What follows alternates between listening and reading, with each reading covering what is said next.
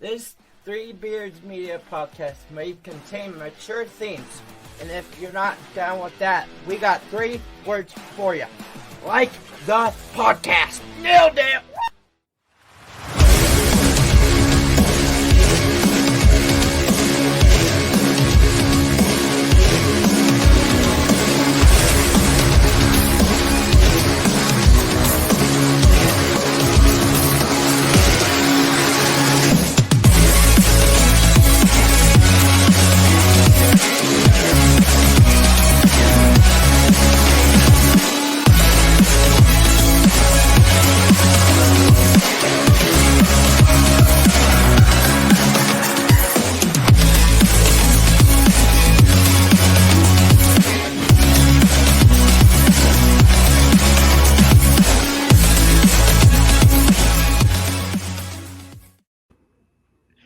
Good evening on a Wednesday, everyone. Hawks Eye View, episode 17. Co-host Andrew Barber here with my co-host Drew Shipley. We are presented by Three Beards Media, Revelton Distillery. We're live from the Gravitate co-working studio here, sponsored as always by Kyle Lehman at Wintrust Mortgage as well. Another week, another Iowa Sports Week. A lot to talk about tonight. But first of all, Drew, just how are your holidays, man? They were very busy, Andrew. We went to New York. It was kind of hectic. Everything didn't really fall into place like we had hoped. We couldn't check into our hotel before 3:00. Well, the Black Friday game kicked off at 3:00, so we got there early second quarter by the time we got checked in and got down to MetLife Stadium, just in time to see the Hail Mary 99-yard pick six to end the half for the Jets, which was like a complete Jets thing to do. Yeah. And it went downhill from there for the Jets. Kind of picked some different places to eat in and around our hotel that weren't the greatest. They were okay. We got a bomb-ass slice of pizza down in Lower Manhattan, though. So I got that fixed there for New York pizza. It was legitimate New York pizza. In fact, Dave Portnoy, El Prez from Barstool, 8.3 score on the One Bite. Everybody knows the rules. Pizza review from this place. So legit pizza. Made it back home safe on Sunday, and kind of hung around, watched some NFL Sunday afternoon, kind of wound down. So it was okay. Busy. Nice. Yeah, well, I mean, I got to spend a lot of great time with family and friends. It was always good. It's always good to recharge, start to feel refreshed and everything. And so it was a decent weekend. Let's talk about the not great part of the weekend for Iowa sports. Less great, I guess I would say. The men's team came in third place in their tournament out in San Diego. I think I had them winning 2 games. Now, Oklahoma did end up winning that tournament. They ended up beating USC the next day. So that Oklahoma loss maybe doesn't look as bad as what it did at the time. It's just tough to get a read on this team. I don't know how much you really got to watch. Poor shooting performance against Oklahoma. A lot better shooting performance against Seton Hall. And Hawks kind of cruised against Seton Hall. They did relinquish a little bit of a cushion in the second half.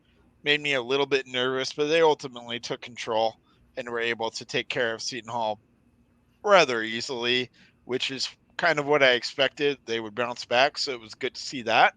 But what did you think about the men's team just coming out of this weekend? So generally speaking, Andrew, you were hoping for a 6-0 week from the Hawkeyes in general, right? Between men's basketball, women's basketball, Iowa football. Yeah. 5-1, man. Like, I mean, that's good. You only get one game better than that. And like you said, the shooting in the Oklahoma game, they're not going to shoot that bad. Like maybe 10% of the season. And it just happened to be that game. It turns out Oklahoma, I think, is a good basketball team. It also turns out it's late November. in the non-con schedule, right? Mhm. So it's good to get those data points to see where you are against Power 5 teams. Creighton. I'll say Power 6 in basketball. I'll say Power 6 in basketball with the Big East to include Yeah. the Big East. So to get those marks with Creighton, Oklahoma, and pending Iowa State here in a couple weeks, right? I think it's important. I think Fran is figuring out how to fit the freshmen in with the returning talent that we've had. Patrick McCaffrey, Tony Perkins, those kind of guys. Ben Krikke has been. I think he's been the steady man of the entire roster. So I'm glad to see that. Come to shape. So I'm not worried by any means. Right, 2 losses in the non-con is not typical, but this non-con schedule for the University of Iowa is not typical either. It's pretty tough compared to previous seasons under Fran McCaffrey. So 2 losses. We beat Iowa State. Look out, man. I don't know. I don't know what the ceiling is. Top 6 in the Big 10 ceiling, maybe. Yeah, top 4 even, really. Yeah, so if you look at it, right, and then you're talking Purdue, you're talking Illinois, Yeah, Michigan State, maybe yeah, Michigan. yeah. So I think my takeaway is the rim protection is not there. We're letting people get by us too easily on the defensive perimeter against the good teams that we're playing. It's just too easy to get to the basket. And once the other team is there, it's also too easy to score at the basket. That's why I think it's going to be key to get Owen Freeman. I think Owen Freeman's going to be starting for this team at some point during the year. I think someone's going to have to go to the bench, and Owen Freeman's going to have to play major minutes because he's our only sort of rim protection that we have. If we have any rim protection at all, it's Owen Freeman. The offense is good as advertised for this Iowa team. We talked about the offense. They're 13th in the country in adjusted offensive rating, according to KenPom. They're 109th in the country in adjusted defensive rating, which for a Fran McCaffrey team, that's okay. Is that technically top 3rd, right? There's 330 eligible teams. That's technically top 3rd. Let's see how many teams are on KenPom. There are 362 teams on KenPom. We are, top 3rd in adjusted defensive rating. I don't know where that ranks amongst all the Power 6 teams. I would say it's probably pretty on low. The lower end for the Power 6 teams, but in terms of the country overall, right, definitely top 3rd. So that's workable. It's not atrocious like it has been in the past. I just don't know if I really have any sort of a good feel for this team yet. I don't think we really know what this team is yet. What is the identity? You mentioned Ben Krikke. Isaac Trotter of 247 Sports, he said it best. He said Ben Krikke looks like he was made to play for Fran McCaffrey. That's exactly what he looks like. We need more out of Tony Perkins.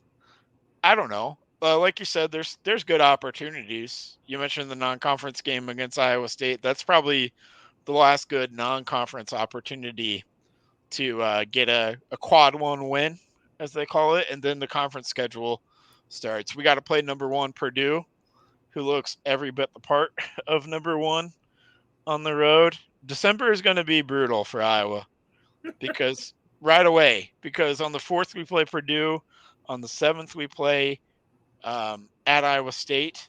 So at Purdue, at Iowa State on the 4th and the 7th, and then home against Michigan on the 10th, I believe, and Michigan looks okay.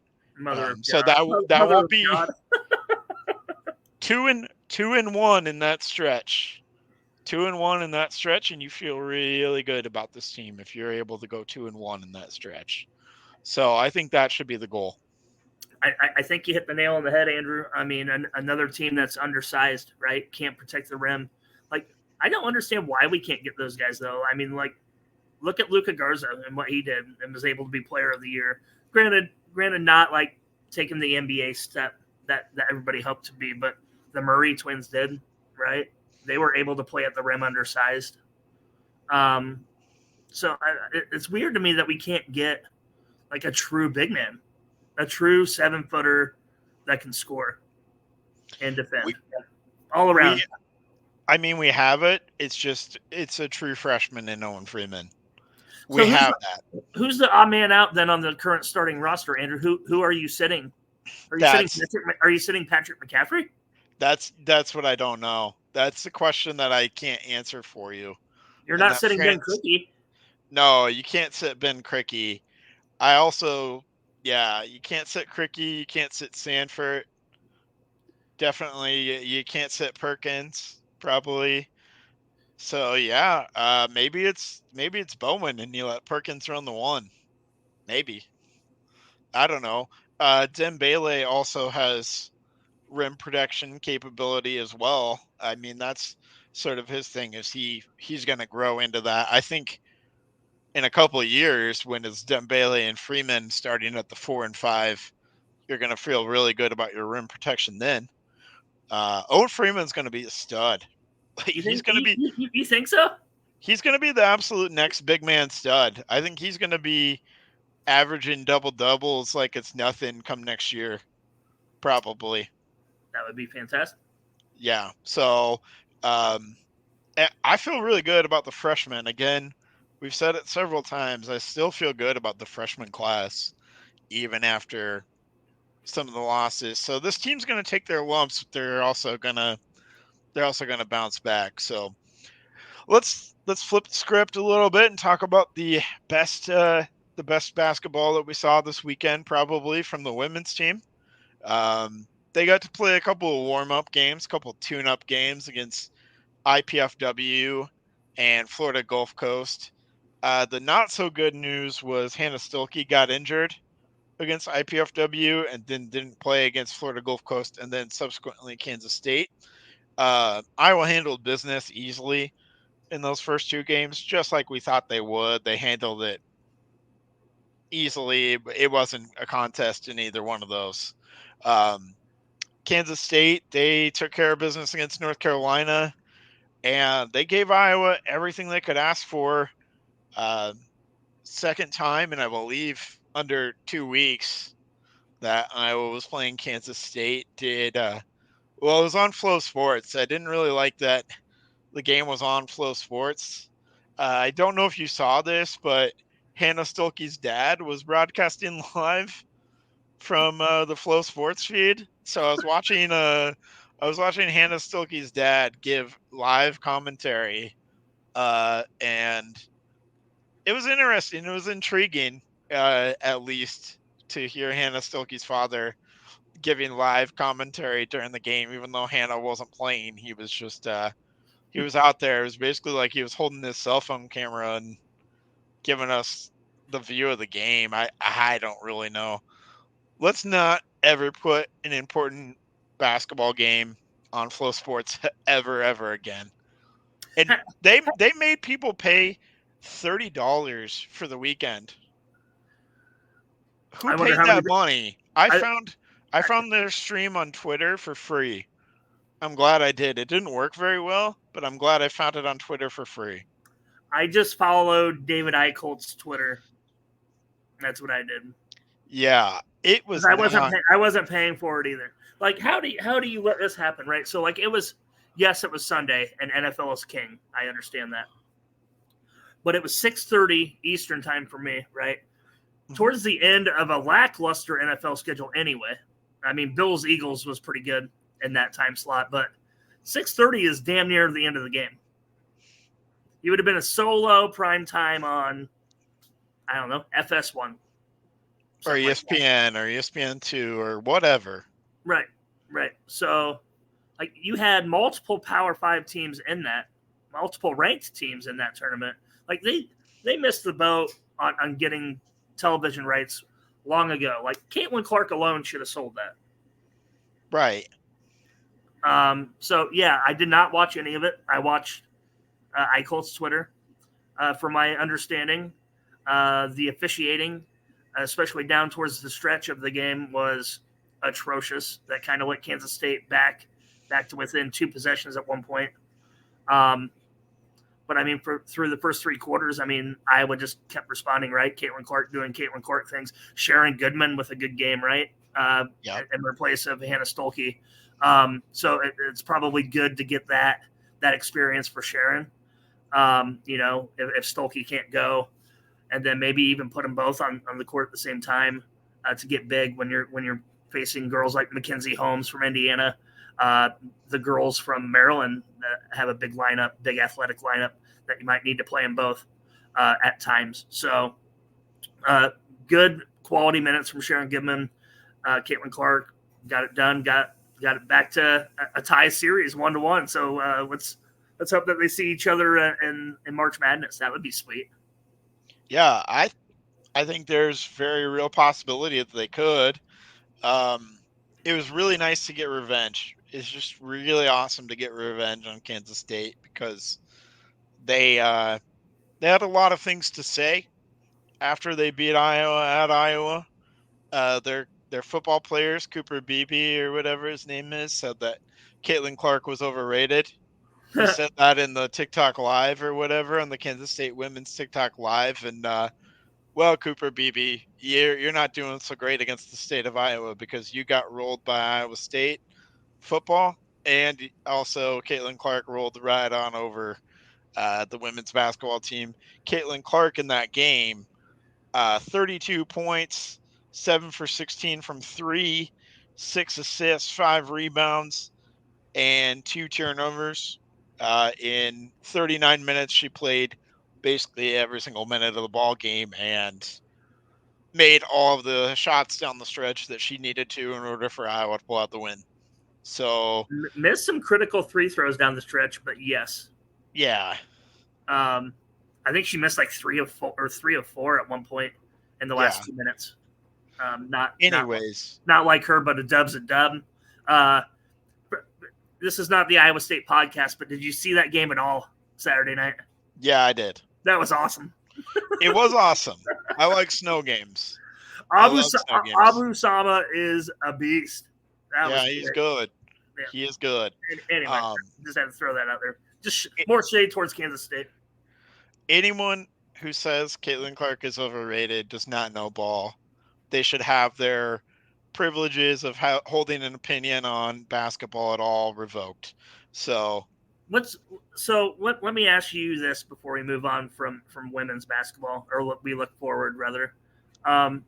The footage of her pushing what was it, the Fort Wayne player? Oh boy, here we go. Go ahead. Warranted maybe a little backlash, but obviously brought it on herself to her haters. In general, I guess your general thought of the action itself, and big deal, not big deal, warranted criticism.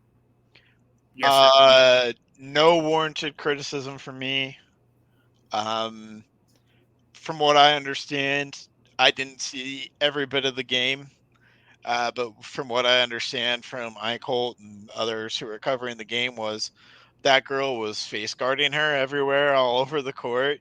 Wasn't even bothered looking at the play. I mean, Caitlin didn't even have the ball. And also, if you watch that clip multiple times, you can clearly see that girl flopped. Like, if she was in the NBA, they would call a big old flop warning and give her a technical foul.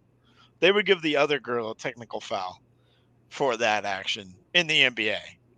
Yeah. So I don't think there's criticism warranted.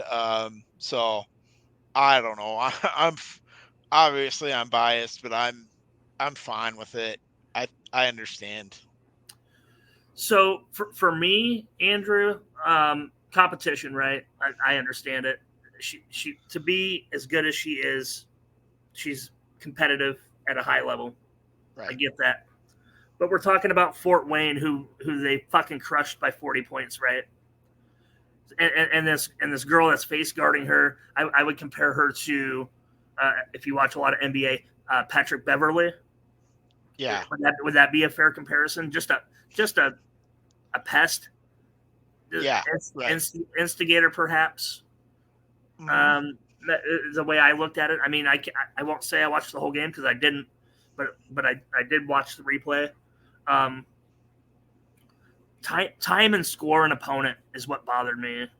Like you're getting flustered up 30 points, right? Like didn't seem that to be necessary to me. I can respect that. I can respect the thought that it didn't seem to be necessary.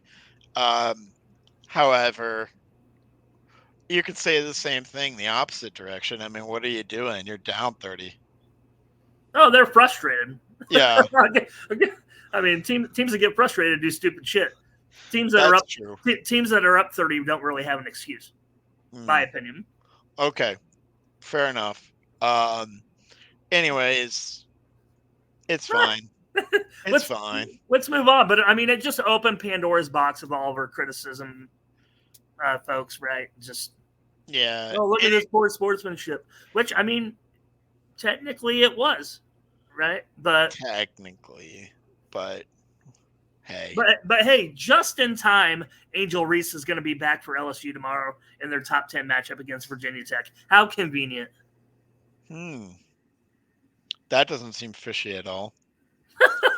All right. Well, best of luck to Kim Mulkey and the girls there. So, all right. Well, let's take a quick break and hear from both of our wonderful sponsors, Revelton and Kyle Lehman. At Revelton Distilling Company, everyone has become a part of the Revelton family. From the Taylors and their daughter who helped perfect their award-winning gins, to the team who installed Lucy, our 33-foot-tall custom-made still, right down to the local farms that provide our coveted corn, and even the cows on those farms who consume our mash byproduct. Want to see the farm to flask come to life? Now you can tour Lucy and find out where we take Iowa's harvest and transform it into our finest spirits. Choose between a 45-minute tour or find out even more by scheduling a VIP behind-the-scenes tour to get the taste of the full Revelton experience. You can visit them at 1400 West Clay Street in Osceola, Iowa, or find all of Revelton's award-winning spirits at any local grocery or spirits retailer. Are you in the market for a new house and unsure of the mortgage process? Want to know that you have someone looking out for you? Kyle Lehman from Wintrust Mortgage is a down-to-earth, knowledgeable lender who can be there for you in your corner. He can work with you in any of the 50 states and is just what you need to expand your home search. Kyle will work with you through the entire process with little to no work from you. Take the worry of the mortgage process out of the equation so that you can focus on looking for your dream home. Contact Kyle at www.wintrust.com/Kyle-Lehman or call him at 515-473-0546. Welcome back to our audience and welcome back to the Heroes Trophy. As Iowa takes down Nebraska, they get another trophy back in the trophy case. Feels good to beat Nebraska. Feels good to fill up that trophy case a little bit more. We should have one more trophy in it, but that's neither here nor there. Man, what a game. The Ethan Herket pick at the end, the decision to switch kickers and go to Marshall Meter, who has not kicked a single thing. I'm not just talking extra points. I'm talking kickoffs, the whole thing. Drew Stevens did it all as far as the kicking duties went, except for punting. That's obviously Tory Taylor. So the only kicks Marshall Meter had done this year was practice. And he comes in and drills a 38-yard game-winning field goal. It barely gets over the crossbar. There's problems with the snap. So, man, kind of a miracle. If we're being honest, it was a Thanksgiving miracle. You usually think about Christmas miracles, but this is more of a Thanksgiving miracle. Your reactions, Drew? I'm sure Marshall Meter practices well, Andrew. So I'm sure Kirk had no problems rolling him out there after Drew Stevens. Really rough month, actually, Andrew. Like a whole month. So I don't know how concerned I am with that moving forward, especially when we're going to need to gain momentum early Saturday night in Indy. That being said, Heroes Trophy's back in Iowa City. Should it be? I don't know. I mean, I think Nebraska perhaps outplayed Iowa again, but not in the win-loss column. Yeah, but we say that about all of Iowa's wins this year and for the past few years. Hey, our opponent outplayed us, but it just defies logic. It defies any sort of analytics that you can put on it. The key number for Iowa is win versus lose. And that's really all they care about. Didn't we lose the turnover battle too? Was it 3-1? Let me look it up. Let me look it up. Yeah, look it up because I know it's been a while, but I'm pretty sure we lost the turnover battle. Regardless. Well, hurry up because the bots are trying to take over our chat there on the side. Are they really? Yeah, in the comments section. Oh, I don't see anything. Oh, okay. Well, let me click on the comments. Yeah, the bots are trying to take over in the chat. Oh, when you mean bots, you mean Chris Shipley, go Cyclones. Yeah. Yeah, that bot Chris Shipley is trying to take over our podcast. Go on now, get. All right. Nice. I mean, I don't know what else I can say because seems like, again, we've talked about this last week.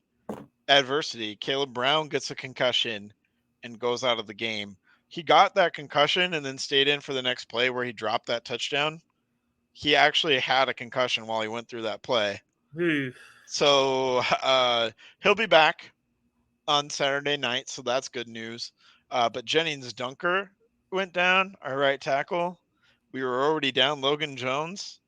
So Tyler Ellsbury was playing center, and Jennings Dunker was out. So we were down to Nick DeYoung at right tackle and Tyler Ellsbury at center. And so, man, I know it's not like a major thing for Iowa to lose.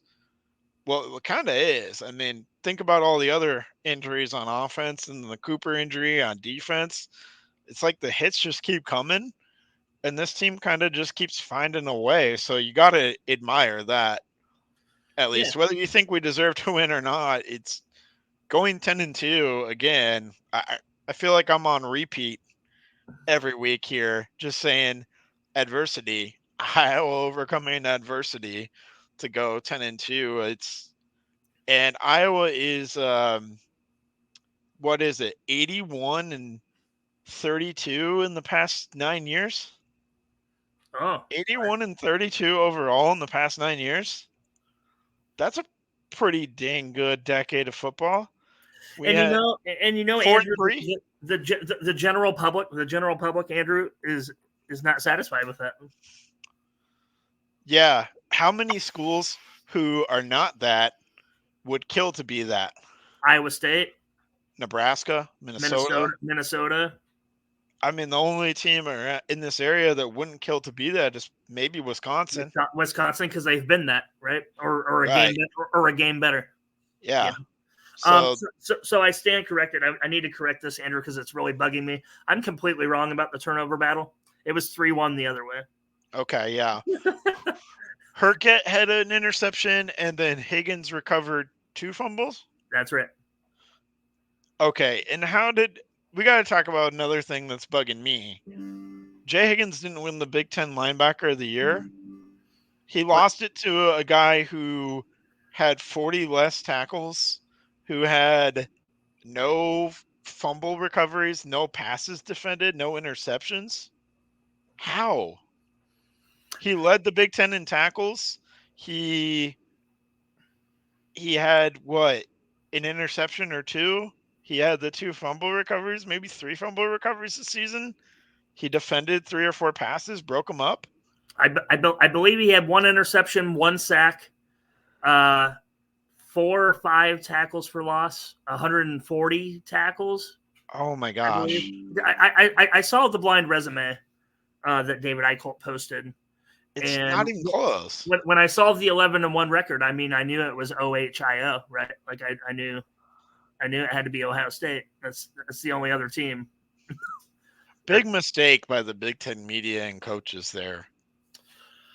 Yeah, I mean, does it bug you that Kirk didn't win Coach of the Year as well?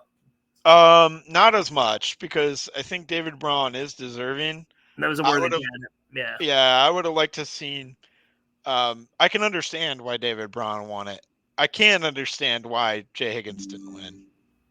I also don't understand Castro not making any of the all-conference teams. Not even the third team. He didn't even make it on the third team. He made honorable mention, and that's it. That's unbelievable. That's unbelievable. Nick Jackson didn't make it on the second team. He made it on the third team. We were talking Castro was an All-American candidate, and he didn't even make the top 3 of the conference teams. Yeah, that doesn't make any sense to me. Which he plays the cash position, so maybe they didn't feel like they could fit him in as a safety because he's somewhere between the safety and a linebacker. Or a linebacker, and then you have Nick Jackson, like you just said, linebacker. Yeah. Didn't make the year. Like, well, what are we doing here? You know what? I don't know. Actually, I will surpass all those awards for a Saturday victory and just screw up the whole college football playoff. Just screw the whole thing. Kirk Ferentz is on board because Kirk Ferentz made reference to that in his press conference. He said we could screw up the whole thing, and wouldn't that be pretty funny?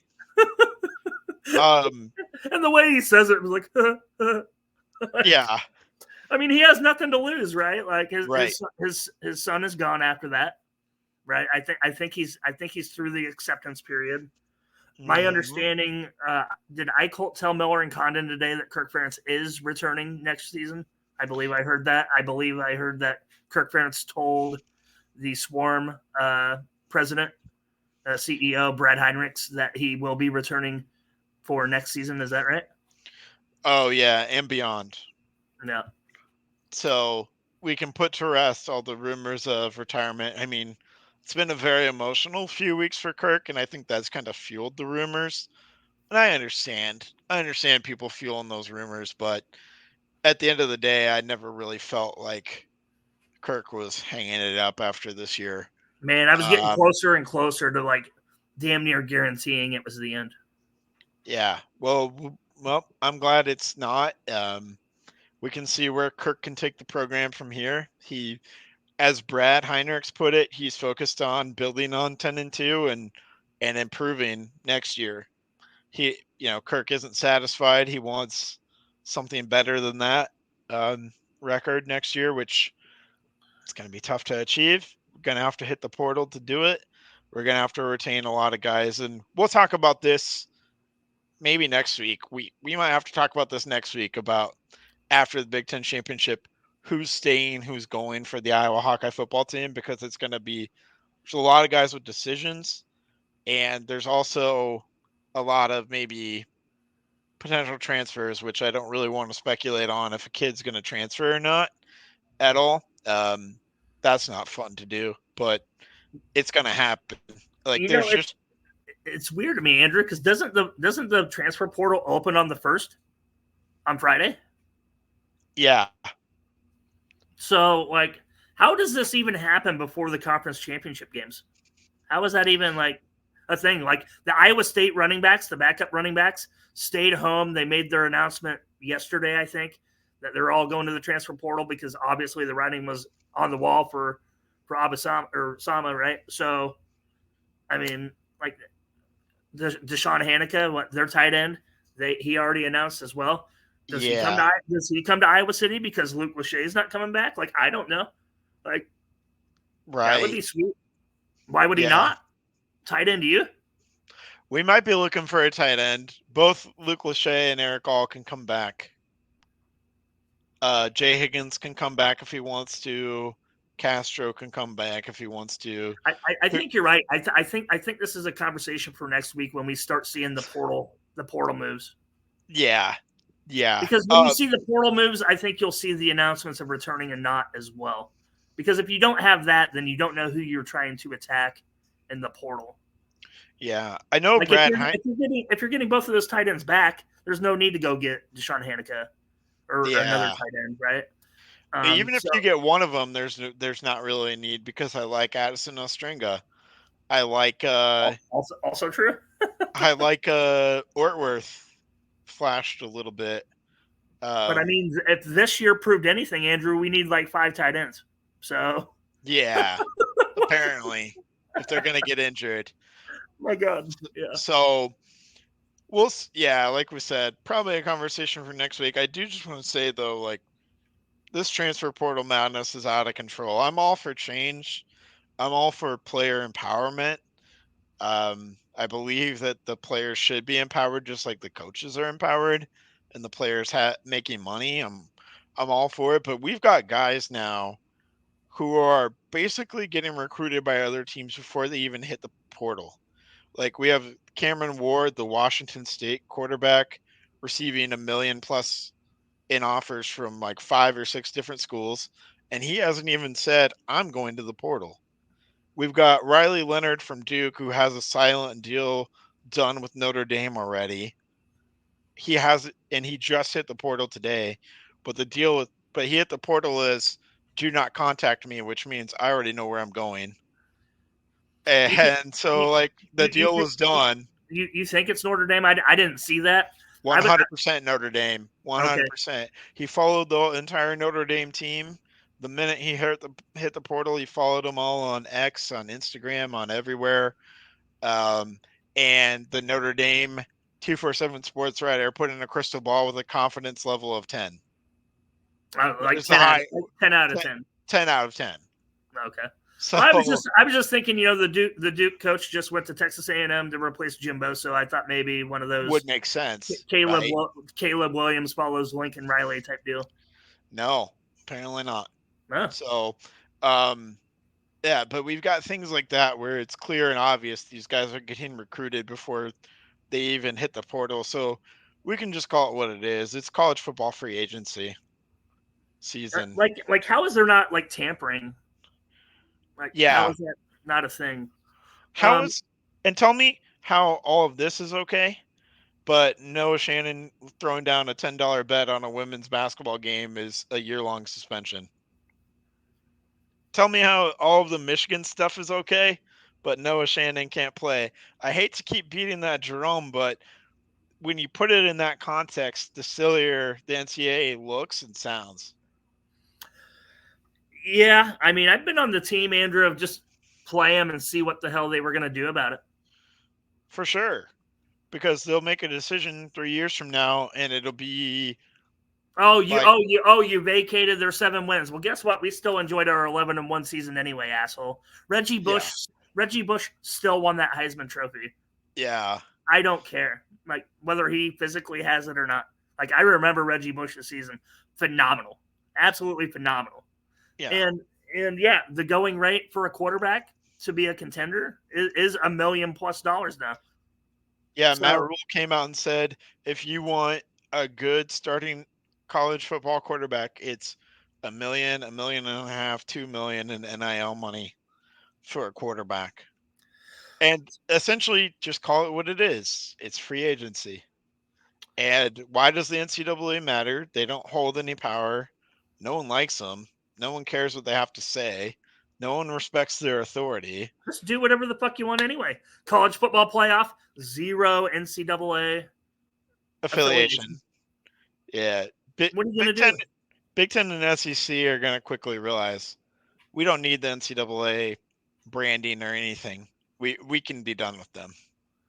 I mean, every conference is probably going to realize we don't need the NCAA for anything. In college football, at least.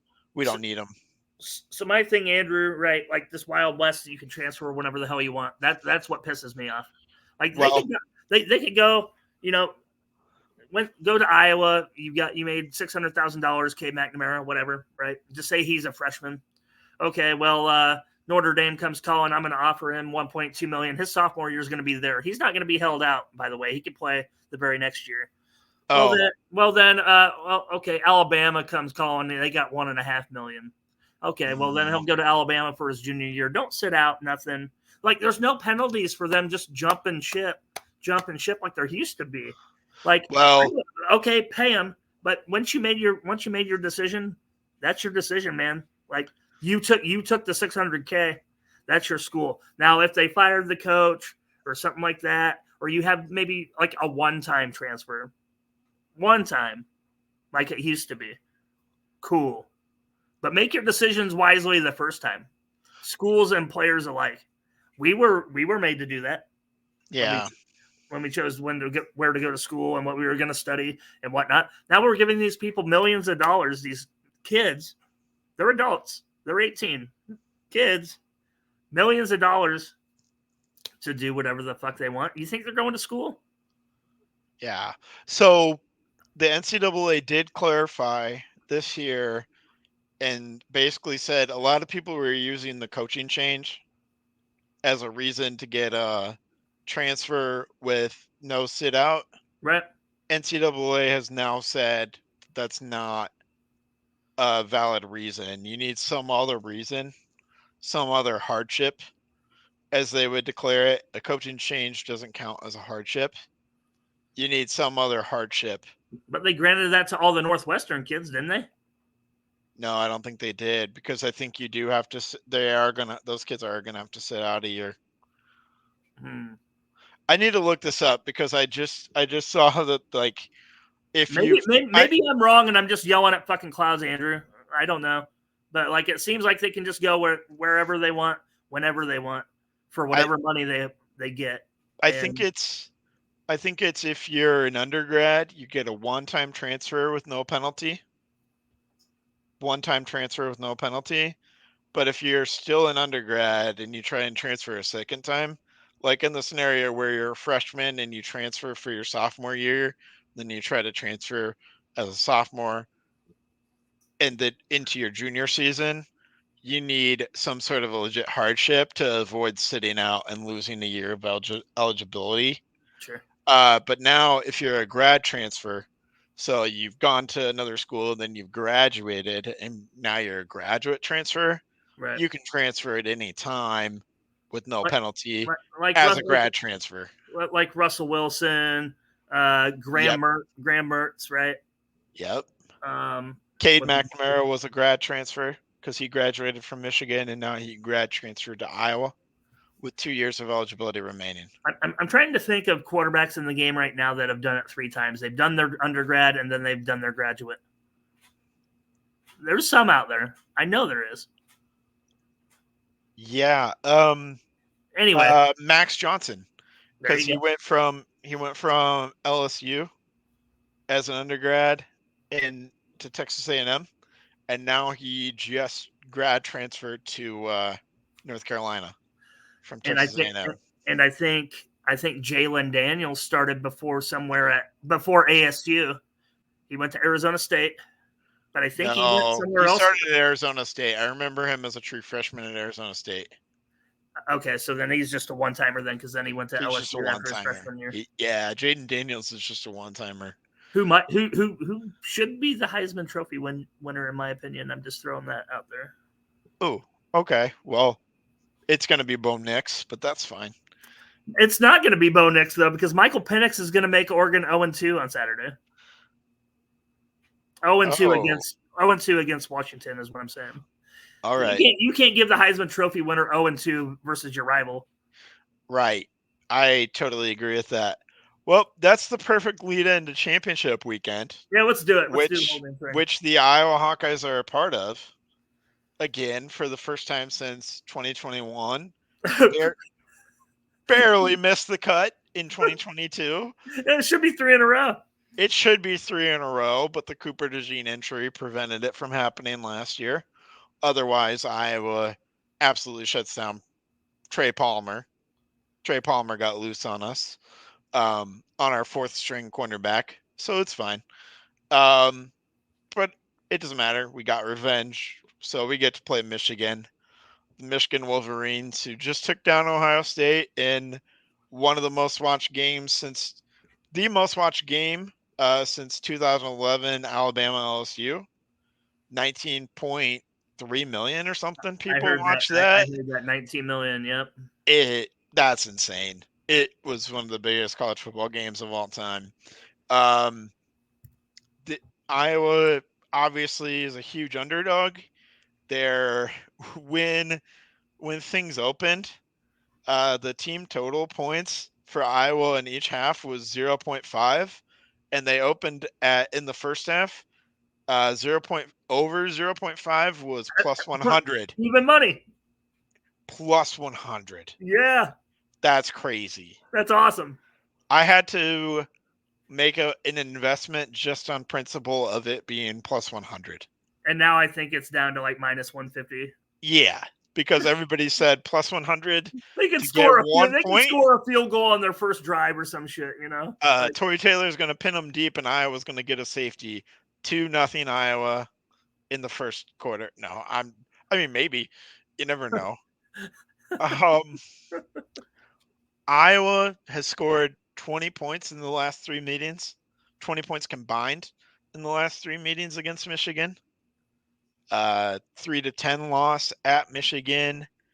3 to whatever it was in the Big Ten championship. 42-3 in the 2021 edition of the Big Ten championship. 42-3. Yeah, not good. I tried to block that one out.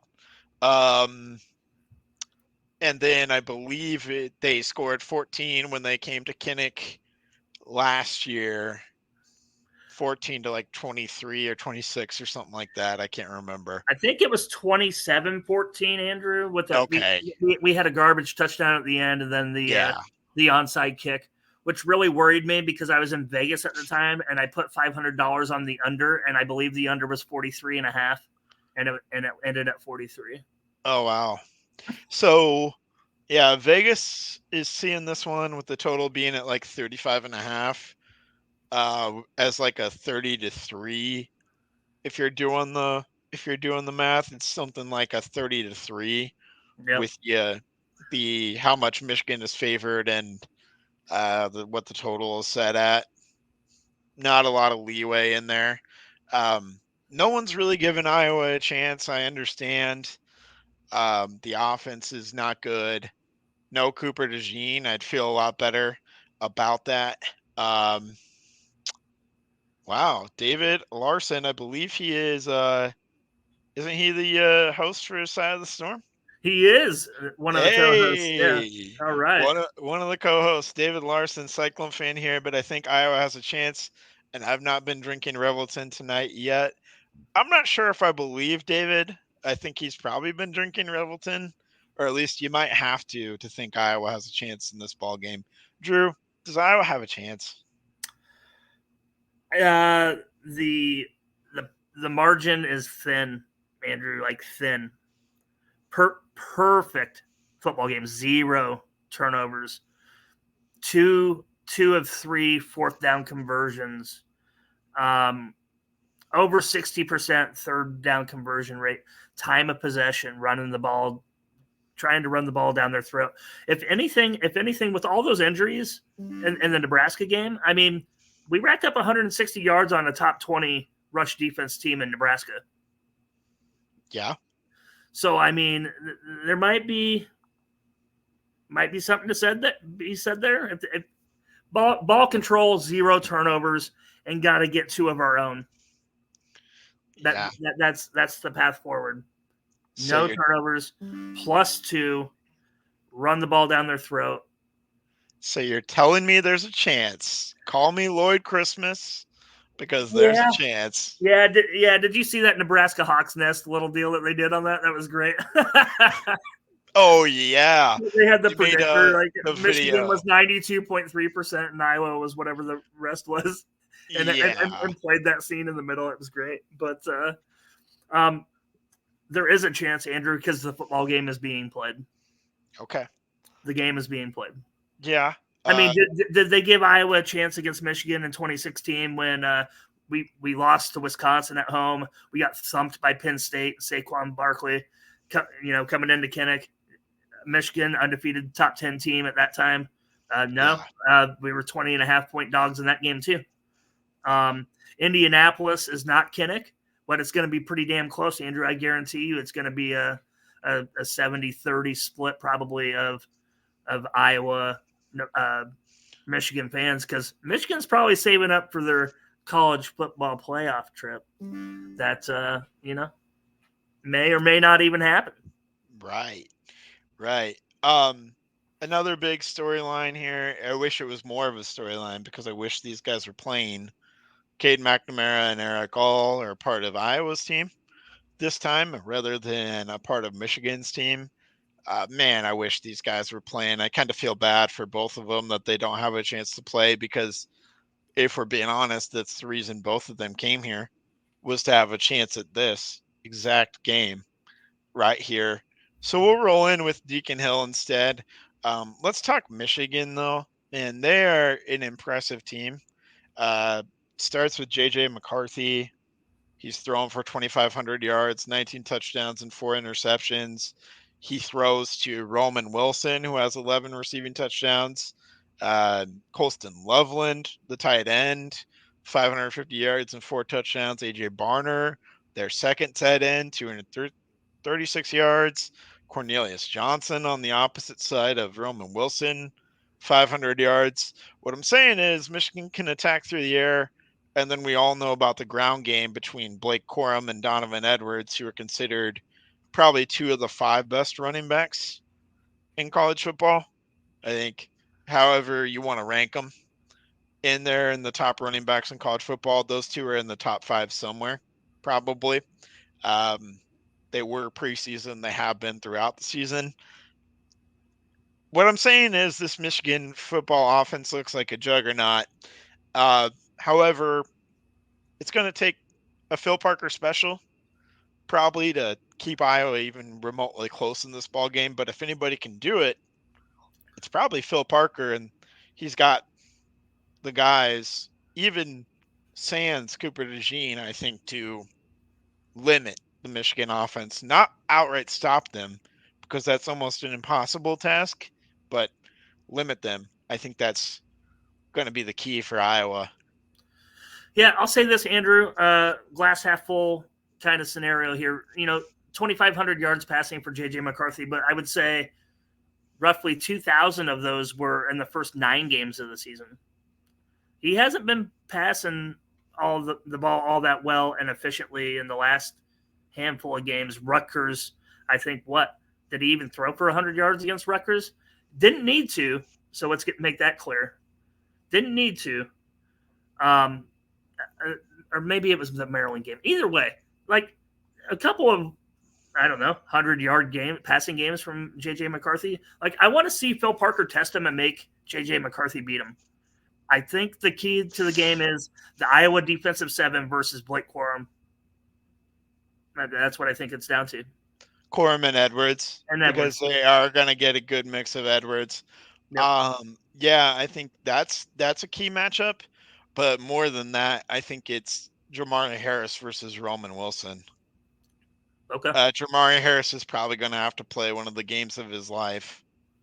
And Nick Jackson is probably going to draw the assignment on Colston Loveland or Sebastian Castro. I feel good about that one. Yeah. I feel good about Nick Jackson and Sebastian Castro on their tight ends. I feel good about that.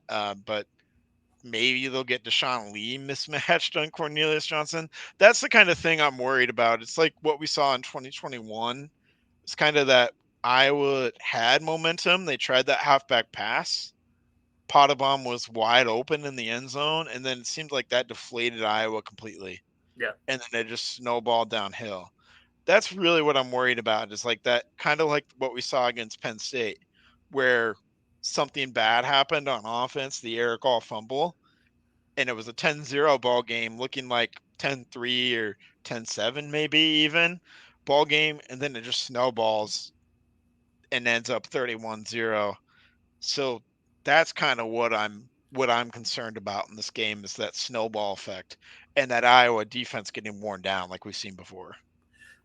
Andrew, do you think Iowa's a better football team than Maryland? Yes. Well, Maryland should have fucking beat Michigan. Okay. I mean, did you watch that game? Yeah, I did. And Iowa is a better football team than Maryland.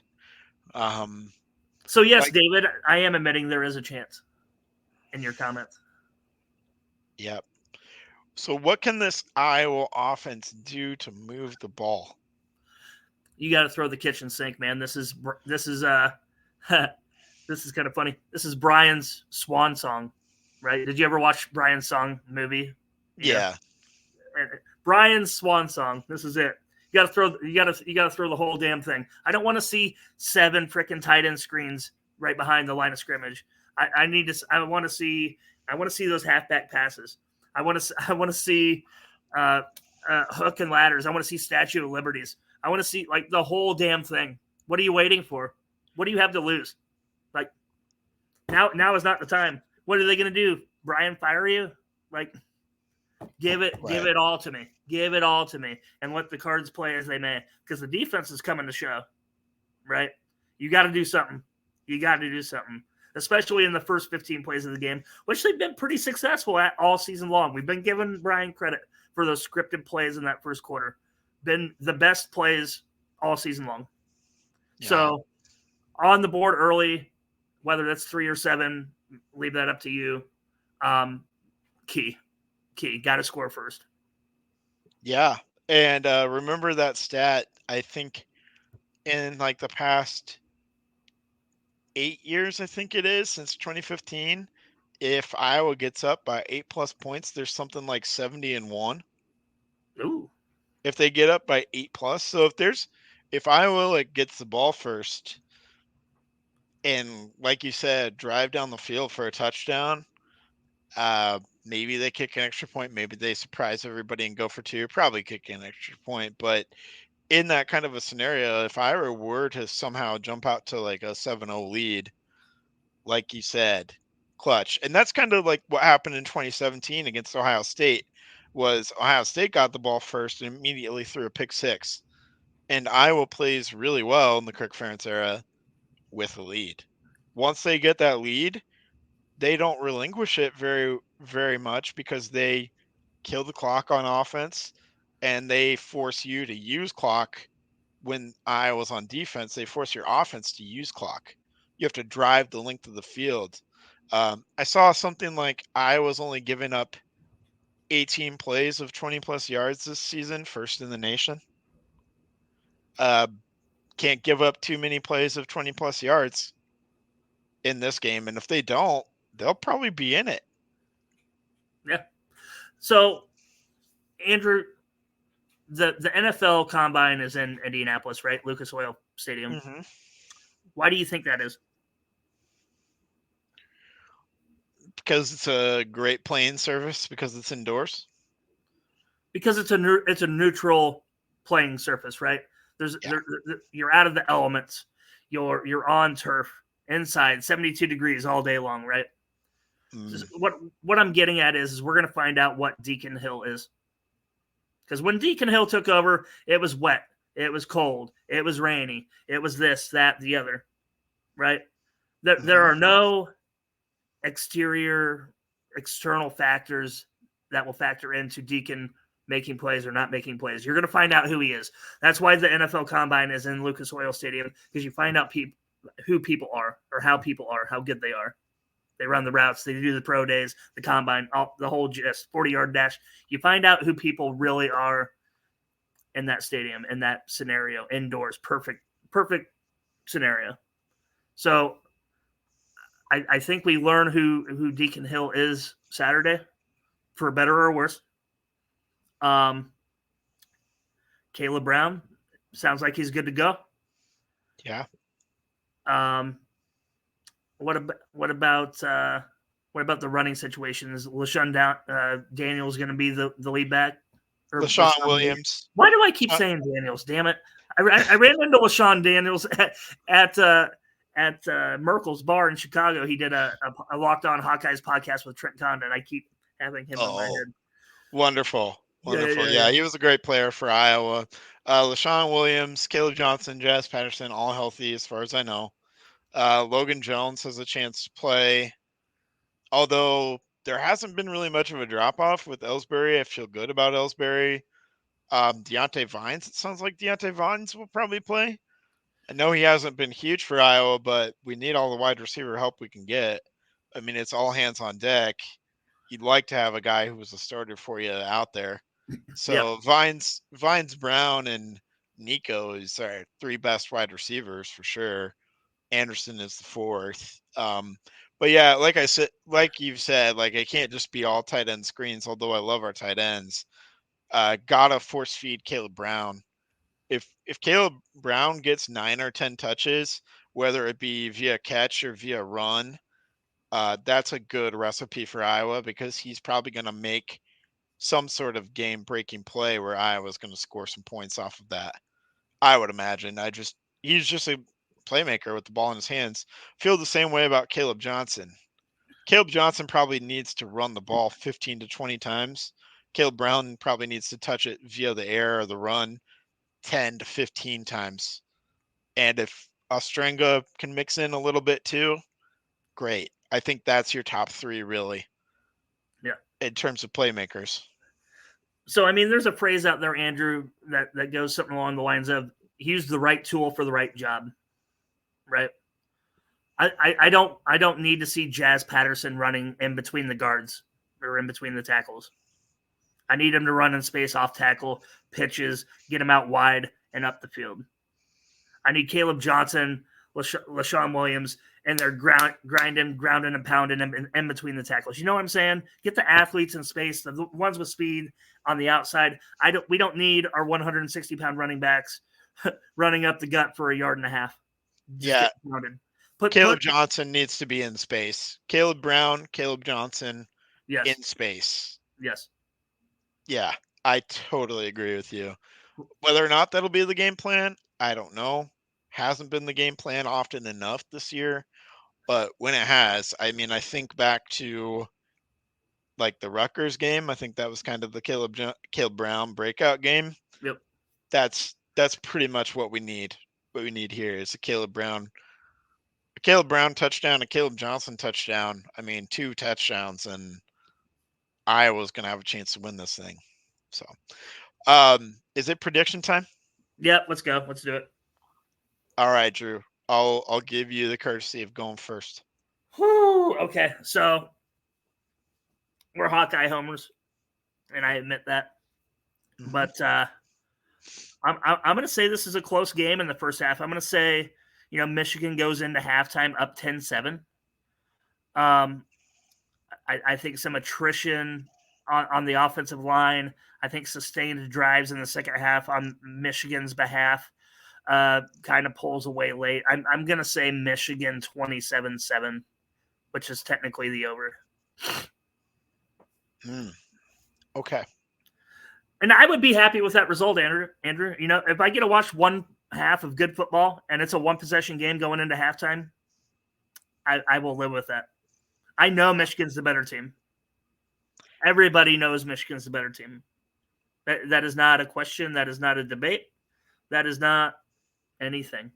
We've already laid out the pathway, of how to win. Do I see that happening? Unfortunately, no, I do not. Yeah. Yeah. I mean, we said it before the season started. We had Iowa getting here, whether it be 11-1 in my case or 10-2 in your case. We had different paths to 11-1 and 10-2.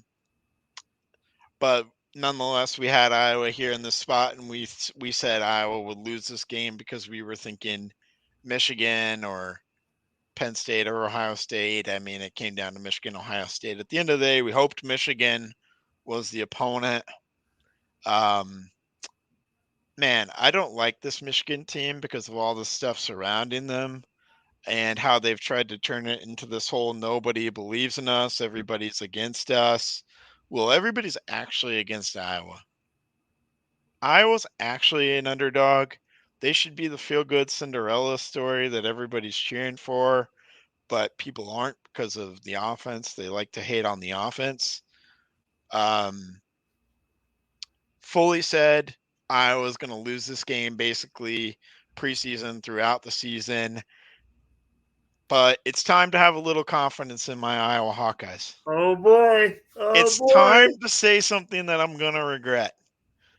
And I'm going to say this right here on this here podcast.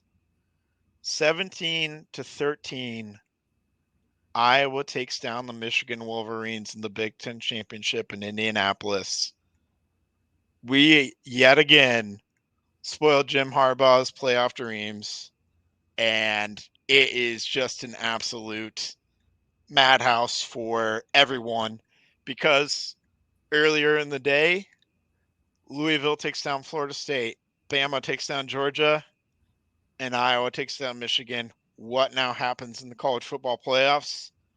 Chaos is coming on Saturday, and Iowa's going to be part of the chaos. 17-13, Iowa. I have to mark my ground and be the one to pick it, even though I don't feel 100% confident about it. So we'll add one more into that chaos before we sign off then.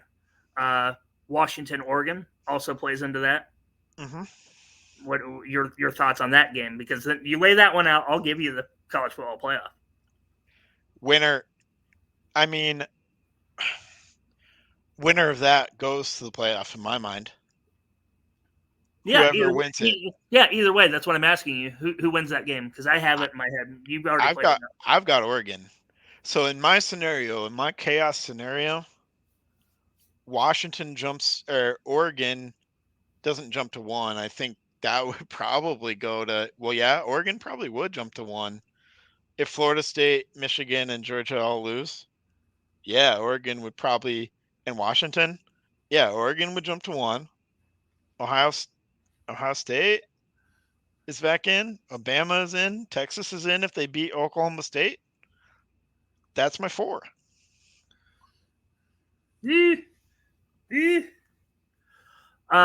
What do you think?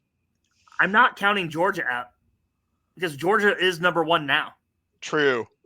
I could totally see Georgia not being penalized that much for losing to Alabama. So when you start at number 1, dropping from 1 to 4 in an SEC championship game, I don't know has ever happened.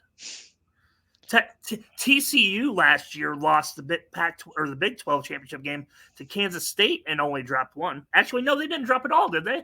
They won, didn't they? No, Kansas State beat Kansas State in the regular season. They lost to Kansas State in the Big 12 championship game. Oh, that's it. I believe they were 4 and they stayed 4.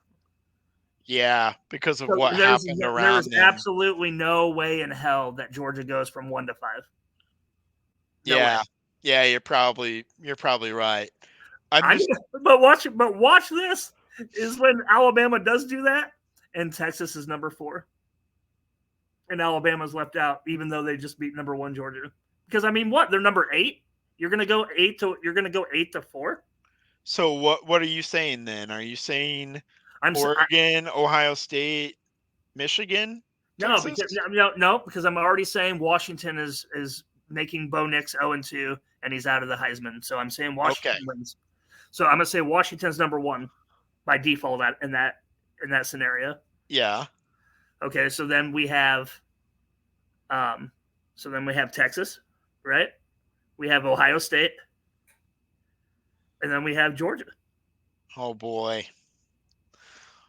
Anyways, that's the chaos scenario. I need it because I don't know what the committee would do, and we need to see absolute chaos. We need it. I feel like we needed to have that prediction because Sunday is the real deal, right? Yeah. Iowa beats Michigan. What is that? Is that between the Orange and Fiesta Bowl? Because unfortunately, the Rose Bowl this year is a college football semifinal. So it sucks. It really sucks because I was really hoping that Iowa had a chance to play in the last traditional Rose Bowl. Yeah, me too. Let's quickly talk about that because if Iowa loses this game like everyone expects, lock it in, Citrus Bowl. Iowa Citrus Bowl. I think there's some scenarios where Iowa could get bumped from the Citrus Bowl, but what we're likely looking at is Michigan in the college football playoffs if they win. Right. Ohio State and Penn State as representatives of the Big 10 in the New Year's Six against their varying opponents. Ohio State and Penn State would probably make it because of where they're at in the rankings. And then Iowa would probably play Ole Miss in the Citrus Bowl. So regardless of the outcome, you're saying Iowa doesn't make a New Year's Six? No, I'm saying if we win, we make a New Year's Six. Okay. If we lose, probably locked into the Citrus Bowl. Oh yeah, for sure. Very few scenarios. There are some scenarios that could knock us out of the Citrus Bowl, I think, if we lose, but I don't know what those scenarios are off the top of my head. So I think a Citrus Bowl against Ole Miss is likely if Iowa wins. I don't know. Maybe a New Year's Six against Missouri. That would be Fiesta Bowl, probably. That'd be awesome. Phoenix, that'd be sweet. Yeah, let's go.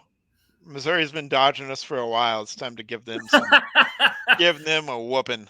Yeah, So, we played them in the last Insight.com Bowl. The last time we played them. well, we were supposed to play them in 2020, but they bowed out.